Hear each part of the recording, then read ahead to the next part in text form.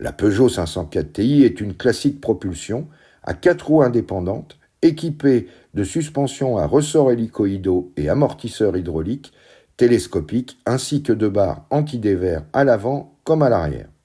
La transmission est à 4 rapports, avec le levier au plancher, mais pour ceux qui le souhaitent, une transmission automatique ZF est également disponible en option.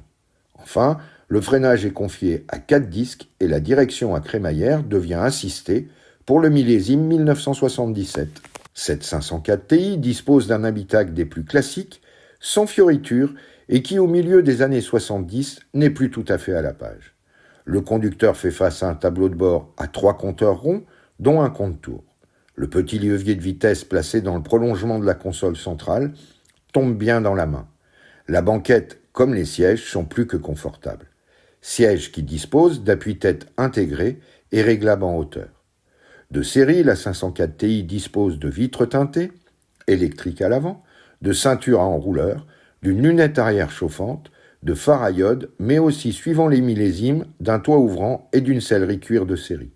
Suivant les pays, les peintures métallisées restent une option.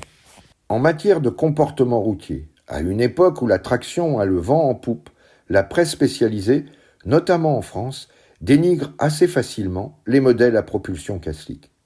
Notre 504 entre dans cette catégorie, mais il faut bien reconnaître qu'elle dispose d'une excellente tenue de route, sauf à cadence très élevée, en virage serré et sur chaussée glissante où l'adhérence du train arrière devient moins efficiente. Mais pour qui sait manier ce type de véhicule, elle est d'une facilité déconcertante. Si le freinage est bon, on peut regretter son manque d'endurance. Enfin, en étant équipé d'une direction assistée, la 504 Ti gomme l'un des défauts reconnus de la 504, qui était une direction un peu floue.